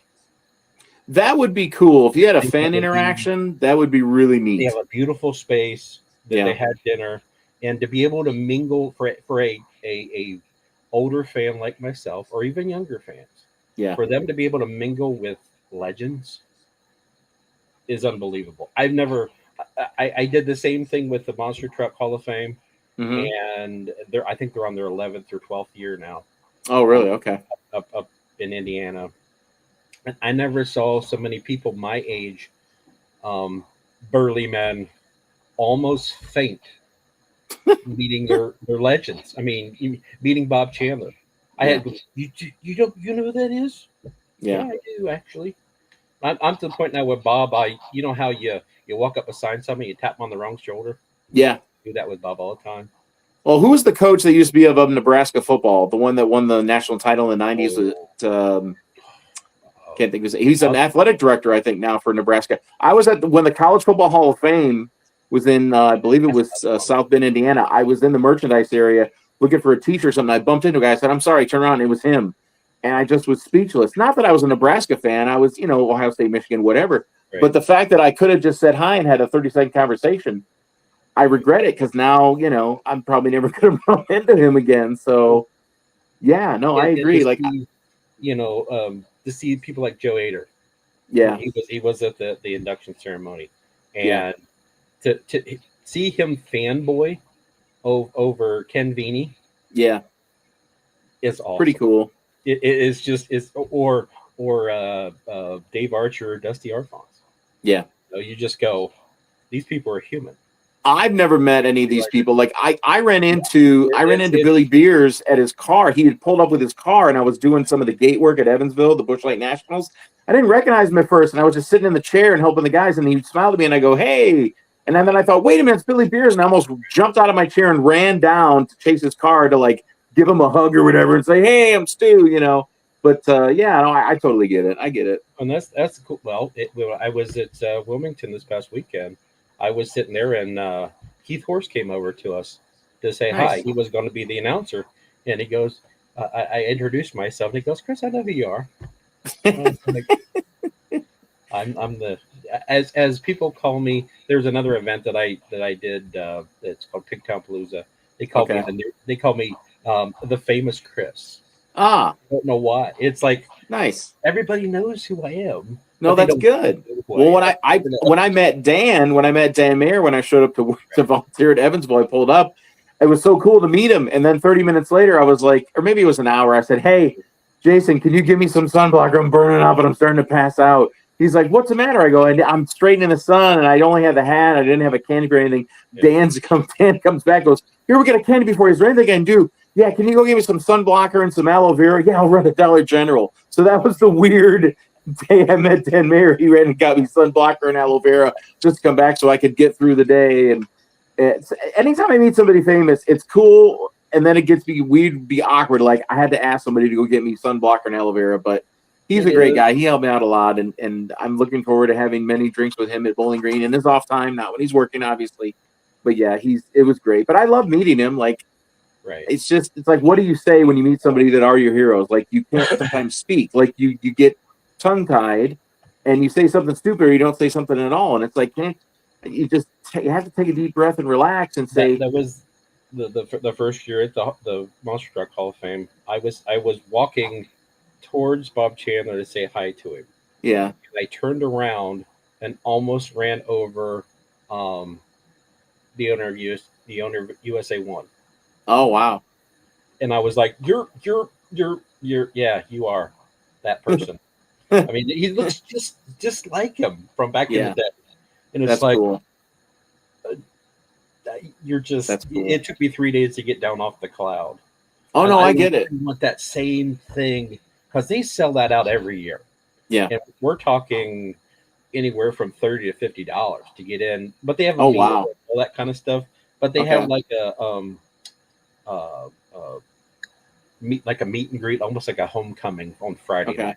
So everybody comes in. It's just like you see them come in, and you're like, that's and that's you know, yeah. And getting to know all these people and being friendly with them, or going either get your stuff signed. Some people do that. Yeah. Or, I mean, I'm a photo op guy. I would rather let you know that I was with you or there and thank you profusely because, you know, some of those people kind of changed your life a little bit. Yeah. See, I don't do the signature thing when I ever meet somebody in public that's famous or whatever, athlete, whatever it is. I don't do the autograph thing. I just think they think I'm trying to sell it for money, and that's not the case. I like to take pictures with people. Hey, can I just take a picture with you? This would be really cool. Can I, excuse me, this and that. Like at Bowling Green, when people come, I want them to meet me down at Parade Alley Lounge, sign the camper. It breaks the ice. They can write whatever they want, take a picture with themselves. They take a picture with me if they want, all my group. The people, like, I love that because it's an icebreaker for people to meet and say hi and just kind of hang out. Like, we're all people, we all, even our heroes, they breathe, they have to eat, they have to sleep. Like, they're regular people like us. So yeah, it would be cool to meet some of these people down the road. I got to make sure I don't get sunburned and ask them for aloe vera and sunblock. Well, completely. You have to plan ahead. You have to.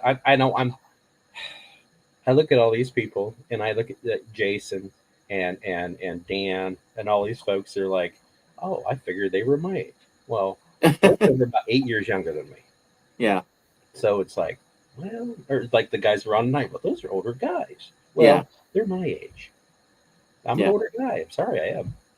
But I'm on the wrong side of 40. Don't feel bad. I'm on the wrong side of 40. It's a plateau. It goes down a little bit, plateaus, go down a little bit, plateaus, and it just depends how much ibuprofen and Pepto-Bismol I take that day. That's right. That helps my day out. Yep. You just take it day by day, and as that what'll become my tagline. If you're not on an adventure, you're just killing time. That's true. Oh, why didn't you put that in your photo? Why didn't you seriously? What the WTF? Why didn't you put that on your logo? Do that. You got to edit it for next week, man. That's kick ass. That's kick ass. You got to edit that for next week. That's great. That's behind the paywall. It's fine. Yeah, I got you. Hey, where'd Logan go, by the way? Is he still on here? Where is he? I'm just hiding, letting you boys do your thing. Oh, that's okay. I thought maybe we were annoying you and you left for whatever reason. So. No. Oh, okay. I'm from Kansas. I'm the Wizard of Oz. I'm behind the screen. Dude, I want to come visit you after the pulling season's done, maybe in late fall. And do you have like a big fire pit? We can do like a big bonfire or something. I'm sure we could work something out. Yeah, dude, I just love being around a bonfire, smoking a cigar, having a marshmallow, and then 5 chocolate bars on top of it and mashing it into a graham cracker. That's a good time. Well, that's a good. I've been doing some math while you guys were sitting there, and before we move on here to Stu's segment, we got to bring restitution to who's winning the Fit Height Stakes Series picks. From last week. Yeah. So for those that didn't know, there was a 3-way tie between Jason Schultz, Stu, and Chris. Yep. And the only way to settle that was they decided that they were going to go off the lightweight super stocks and make Missouri this weekend. Jason Schultz went with the Yield Express. Yeah. Stu went with the Considered Armed and Dangerous ride. and Chris rounded it out with Alter Ego. And taking the positions from both nights, with a combined score of 12, Jason Schultz wins this week's edition of the High Stakes Picks. Fair and square. I should have put it in it's hard to win your home poll. It just is. So that's okay. I'll take Hey, the cool just get cooler. He's a cool guy. The cool get cooler. That's right. Well, are we ready for some what's stewing with Stu? All right, we got two main topics tonight. I want a lot of fan interaction. I want a lot of comments, everyone. Two things we want to touch on tonight. First is going to be the old man thing. The subject this week, speed limits. Do you follow the speed limit? And I say follow within 2, because your odometer, they give you a certain amount of leeway, right? You get 2 miles an hour either way, plus or minus. Do you follow the speed limit and obey the law for the most part? Or you just say, fuck it, I'm just going to do whatever the hell I want, and I'll wait to see if there's a cop around the corner. That's my thing. I want to know where people stand on this issue, because me, being a CDL holder, formerly a truck driver, dude, I am going the speed limit everywhere. If the school is out for 20 miles an hour and the yellow lights are on, I'm doing 19. If I'm anywhere in a major metropolitan area or Bowling Green says 35, I'm doing 34, 35. If I'm on an I-75, I'm never going to go over 71. Why? Because as a CDL holder, I don't know how things work in Kansas or other parts, but Chris might know about this being in Ohio. They consider you a professional driver when you have a CDL A or B. So when you get pulled over in your regular vehicle, they look at your license, they punish you 10 times more if it comes to a fee or a fine, because they consider you a professional driver. You should know better than the regular driver. So me not even driving, I mean, I did this when I drove truck, right? But I'm saying really now that I don't drive truck, but I still have my CDLA, I am super OCD about driving the speed limit everywhere. And I don't care if people say, you know, people that work with me, oh, I will go 80 miles an hour in a 70 and I never get caught. It only takes the one time, and you're going to get caught, and maybe they'll tack on a reckless op, and then that's on your record. Now what are you going to do? Yep. You don't have the money for the ticket. Now it goes on your record. See, as a CDL holder, it goes on your DAC report too. So that sucks. Like, you could be in your personal vehicle and you get a speeding ticket, but because you have a CDL, if you go to apply for a trucking company, they'll see that on your DAC report for your CDL. So I want to know from people out there, am I being the over-the-hill old man here by bitching and moaning about something that's not a big deal? You know, I do the speed limit. And I'm not knocking people that don't do the speed limit. Hey, it's a free country, right? You know, whatever you do, you run that risk. It's risk versus reward. But when people always say speed was a factor in a crash and God forbid somebody passes away from a high-speed accident or whatever, I'm sorry. If you go the speed limit, you generally won't have an issue. So that's my thought on everybody tonight is the speed limit. Second topic, this is more pulling related. I want to talk about what's doing with Stu. Where would you like to sit if you can go to a pull? We kind of talked about this earlier with the promoters on how close you want to get to a track. Now, to me, I want to get as close as possible. I mean, if I could get within literally 2 feet and not have a barrier, I'd be the nutcase that would be 2 feet without a barrier. I remember as a little kid, my grandparents used to live behind a really busy railroad track that goes from east to west. Like, it's 20 miles straight in Northwest Ohio. It goes from downtown Toledo all the way until it gets into the end before it turns. So when those trains go by, they're rolling at least 70 miles an hour, right? I'd go literally to the edge of the track as a 4 or 5 year old because I love trains. You know, sometimes you put stones down or a penny, whatever, but I didn't do that. I just like to be close to the trains. I literally would stand as close as I could without literally getting my nose hit by the train going by. I got that rush. And it's the same thing when I go to tractor pull. I want to sit at a chair in a seat as close to the track literally as possible. Like Bowling Green, where our seats are, there's that, you know, that, what do they call them? A K-rail, right? That cement K-rail barrier. And then you go over that, and there's probably, 5 or 6 feet until the actual double steel barrier. Or maybe it's the other way around. It's the carry barrier, then you have the double steel. Yeah. I don't even want there to be any barrier. I want to be right. Obviously, it's not safe, but like me as like, I just get a thrill off of that. I want to be as close to it as possible. I want to literally feel it passing me by. And where we sit, you know, we get mud in the air and we still feel it in our chest. But I didn't want to know where people will stand on this. Do you like to sit way up in the stands and get a better view?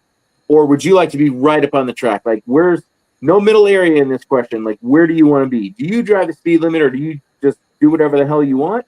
And do you want to be right next to the track or way up in the stands. Which you think, with my opinion, it's kind of backwards. You think, well, Steve's playing it safe on the speed limit, but then he just goes as close to the track. He's insane. I just want to see what people think on that. That's kind of what's been stewing in my mind for the last couple of days. So we went off the ice last week. I'm still fighting with fast foods in the town about that, filling up my damn ice cup. I'm offering to pay more. Sometimes I get it filled, sometimes I don't. But yeah, that drives me crazy. But this week I want to talk about speed limit and where you want to sit next to the track. That's what's been stewing in this C average brain up here this week.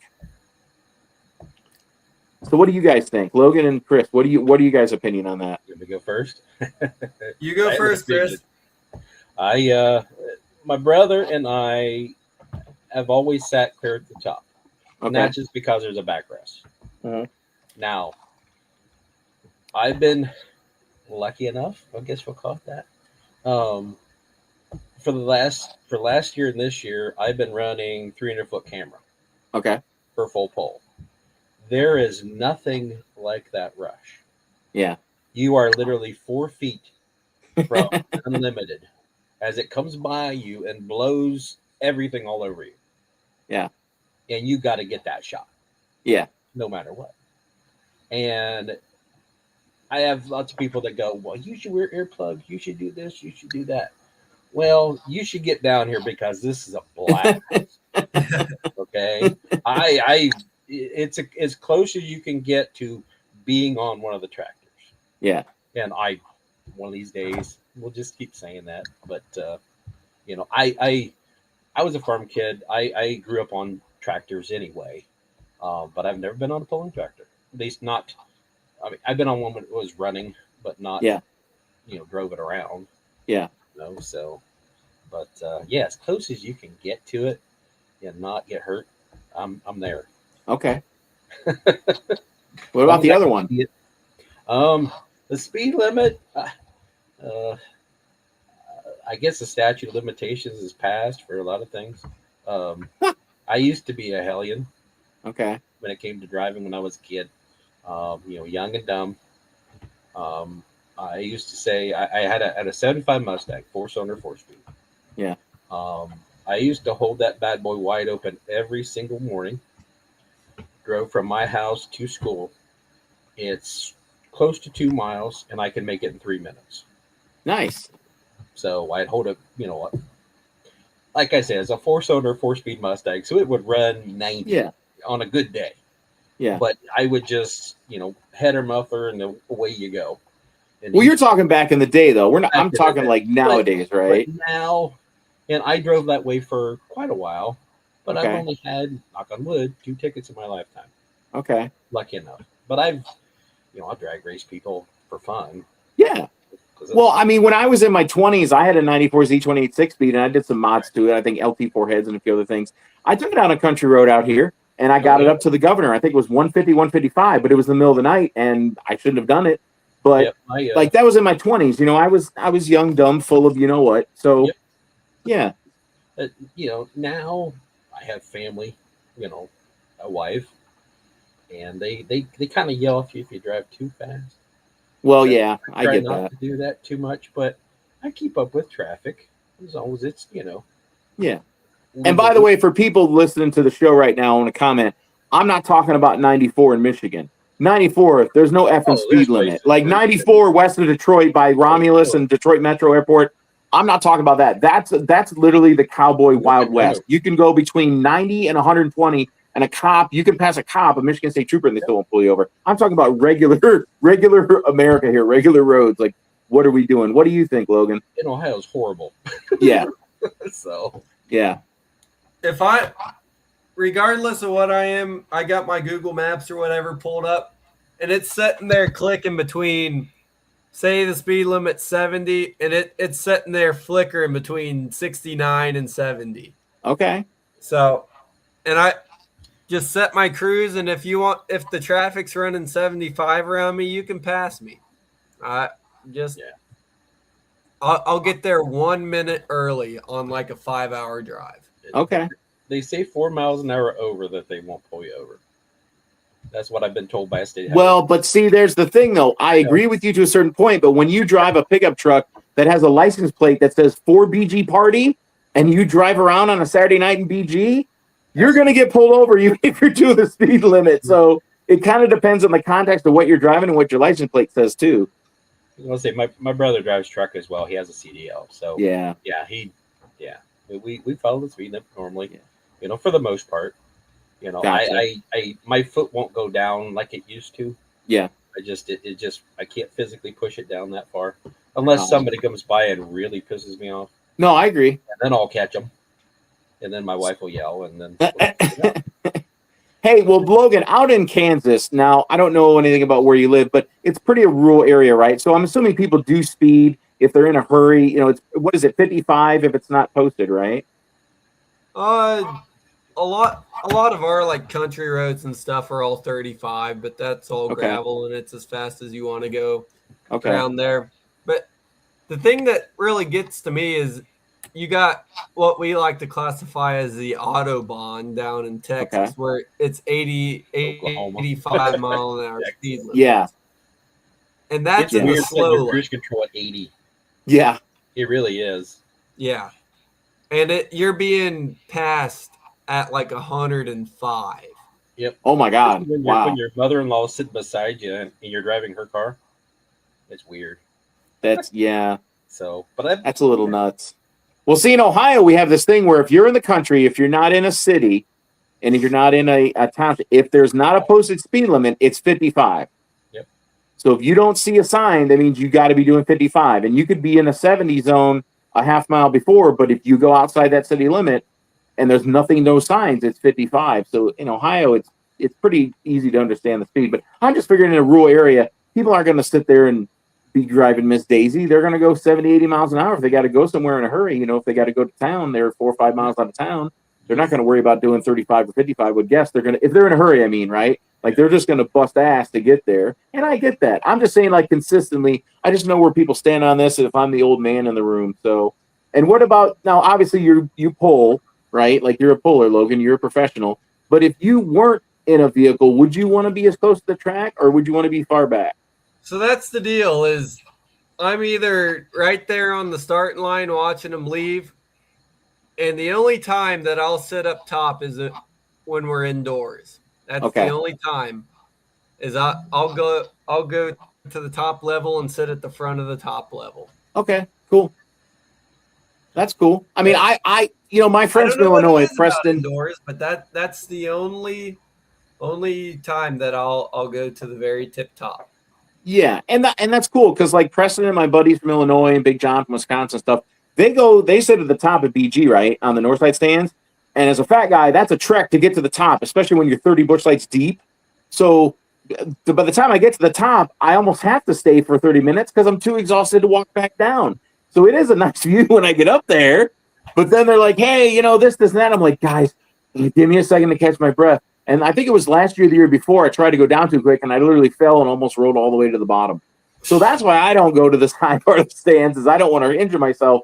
I just like staying at the bottom level. But yeah, like if I could, I would have my lawn chair, this fold-up chair. I would be literally within a foot of the white line, and I at the 200-foot mark, because that's usually where shit will blow up, right? Like 200-foot mark is where something's either going to go wrong or it's going really good.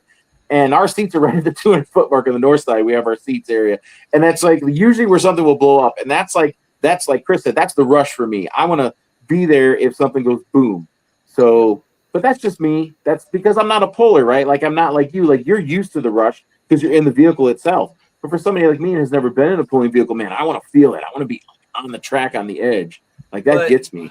That's the weirdest feeling, though, because even though I'm in it and right next to it, I'm the first guy taking off running if I see that vehicle coming any slight ways towards me. Oh, really? Like, and that's with most pullers out there. Is they're about to scare the guys that are most scared of a vehicle coming off the track because they know. Yeah. I mean, just when you're thinking about it, there, how quick that chalk line's coming, and then that concrete wall or that barrier's right there. Yeah. So it happens so quick that you just instinctually get out of the way. Once I get it. Go through a concrete barrier, yeah, it'll get your attention. Oh, I'm sure. Yeah. I was there for the Walshes when they did it at Fort Recovery. Wow. It sounded like cannon shots go off when it hit it. and it was not a fun scene at all. No, I'm not anticipating something to go bad. I'm just saying the chance that it could. That's why I love being down there that close. That's just Stu. If there's running 2 tracks, Stu would put it right in the middle. Right in the middle. oh my god, that would be amazing. But here's what's better. You know what'd be cool, Logan? You know what'd be really cool? They put a blindfold on me. Wow. How batshit scared would a person be if they were blindfolded sitting on a launcher between 2 tracks? And let's say it's mods going. Let's say they got mods or unlimited on both of them. Wow, that would be amazing. That's a TV show waiting to happen right there. Is a rodeo clown here? We need a Poland clown. Yeah. Oh well. You just go, hey, I'm working on that. Yeah. Because Rich, the new head of NTPA, he used to be Go-Go Gorilla. Okay. With the indoor poles and the monster trucks. I know the guy that still has that Go-Go Gorilla outfit. Okay? Bring it. And Rich says he fits back in it. So we need a mascot like Go-Go Gorilla. And Rich, I twist his arm because I think we need one. You know what the hat I want to wear and they sell it on Amazon? Is you guys familiar with the Philadelphia Flyers, the mascot Gritty with the googly eyes and he just shakes his head and he just look up Gritty. I want a Gritty hat. I told Big Andy, I said last year, I want a Gritty hat and then I'll sit by trackside with a Gritty hat. I would sit in a chair at BG. They're not going to let me, but I would sit in the middle without those K-barriers with a Gritty hat just going like this. Just because the kids will love it and everybody will laugh and it's goofy and it's fun and I just think it'd be great. I'd be blind inside of it just going, Little kids love mascots. Yeah, it'd be great. Like we're entertainers. We are entertainers, guys. The whole point of this show is to grow pulling. How do we grow pulling? We have a platform for pullers and promoters to come on and we entertain. That's what we are. I'm the crazy Chris Farley character. Like it's obvious. But I mean, we're entertainers. Like that would be so much fun to do. That would be really cool. That's fun. Exactly. I'm going to stop drinking NyQuil now because I'm starting to hallucinate, but I think that would be cool. Yeah. So, well, does that sum up what's stewing with Stu? That's what's stewing. I just wanted people to kind of give their thoughts on that. And next week we'll have 2 new topics, one polling related, one not. And we'll kind of go with this and see if people hate it. And if they hate it, then I'll switch to something else. We'll get something else. I mean, I'll get a monkey in here and some balls and I'll juggle and we'll get some bananas. I don't know. We'll figure something out.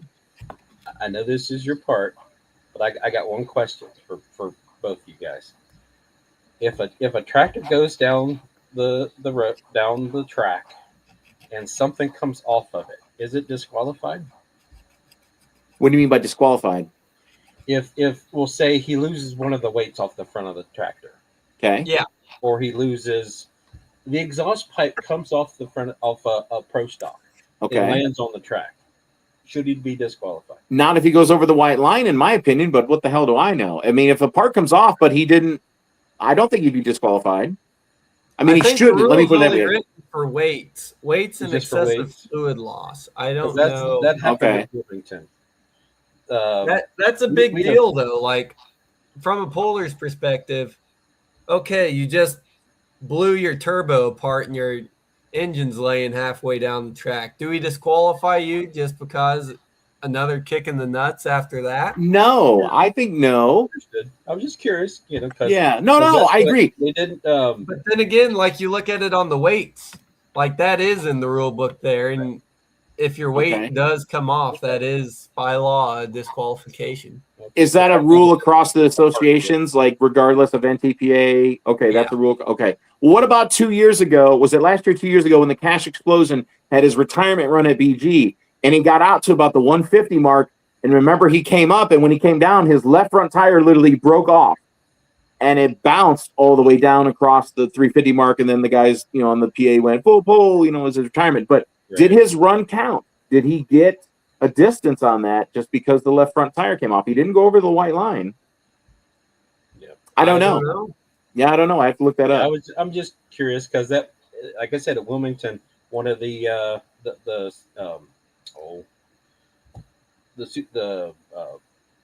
what's the new class? Hot Farm. One of the hot Okay. farms. The exhaust stack came off. They Yeah. didn't go past 100 feet, Oh, and it just landed beside the person. Picked it up. He dropped 3 places. They put it back on, and he pulled again. that's fair. So I was just curious Yeah. because I wasn't. I always thought that just something came off. Okay. There's 3 guys that would have the best explanation for that. You either got to ask Larry Richwine, Marvin Epperson, or Jerry Nelson. Okay. Between those 3 boys, you'll probably get 3 different answers, but you can come to a consensus. Would you be Rich upset Michael if that played happened to hockey for you? like 2 days, and Oh, well, I like all of that. that's the same deal. Like if you chuck the rods out the bottom of the motor and you have oil all over the track, or Yeah. something's on fire and there's fuel all over the track, what's kind of the whole deal there? Well, that's excessive moisture. Yeah, that's another ball of wax. that's beyond my capability and my But if understanding. the fuel's on fire and it all burns away, is there still Yeah, sure, fluid there's loss? Oh, left? yeah, good point. If the fuel burns away, then what's on the track? There's nothing left. Yeah. That's a good point. Good point. I just, just throwing it out there. No, that's a good one. No, that's Just- good. it's just a thought. Food for thought. Yeah. We kind of went into next week's segment of what's doing with this week. Oh, one last thing I want to say on this segment real fast here. This wasn't part of my 2 hot topics, but I did get some feedback from a couple people I know going to bowl.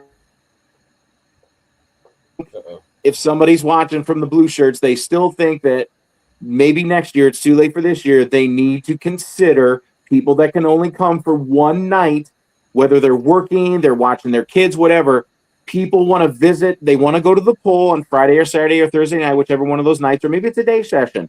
They want to buy a ticket, but they want to go visit their friend that they know or their family members out in the campground, and they're only coming for one day, but they're forced to buy the $125 wristband. We have to come up with a different option for those people.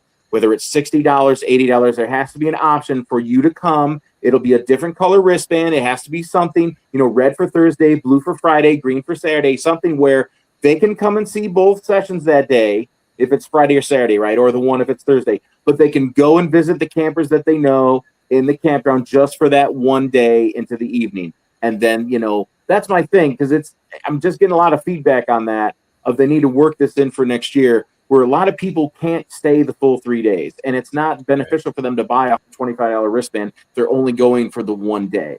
But they know family or whoever's out in the campground. I'm just saying it's more money in the coffers, and you're not alienating your fan base. And potential new fans. I'm just saying that needs to be, I wanted to bring it up on the show tonight, that needs to be a realistic thing they need to look at. So that was just my last 2 cents. Yeah, and when it comes down to, we're putting on a show. Yeah. And the more fans, the better. Yes, exactly. Yes. Yeah. There you go. Well, that wraps up What's Stewing with Stu, and with that wraps up this edition of Let's Grow Poland.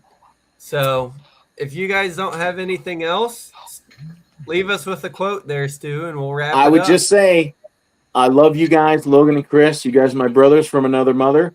You guys kick ass. And I would just say, please live for today, because tomorrow's not guaranteed. Make it your best.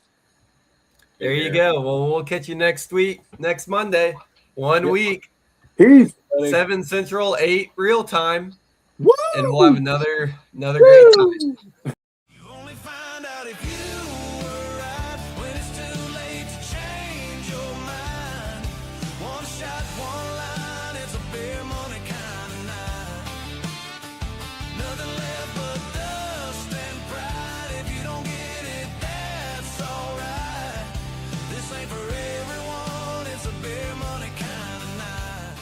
When the power hits the track, GMS is behind it. Family owned, built in Butler County, Ohio, trusted worldwide. GMS delivers the good stuff: oil primer pumps, diamond forgings, darkened sleeves, precision bearings, and piston rings. From rods to complete front drive assemblies, we've got it covered. Led by Brett Payne and backed by a skilled crew, GMS is more than a machine shop. We're your pulling partner. GMS, solid parts, reliable service, built for the long haul. Get top-quality truck parts, as well as expert application information about tractor pulling and clutch assembly, from our professionals in Waynesburg, Kentucky. Call Kenny's today. Contact Corsa today and ask about their pullers packages that give you all the information you need to know about your engine. Extreme Performance and Tire Cutting in Rock Valley, Iowa gives their customers the most competitive edge possible. Be supreme. Buy Extreme. Lincoln Diesel Specialties offers high-quality diesel performance products and services for various models of trucks. Check them out online. The Pullers Championship is presented by a team of people with a commitment to the sport of pulling and a need to give back to the sport they love. The Pullers Championship was not created to be exceptional. It was created to be the exception.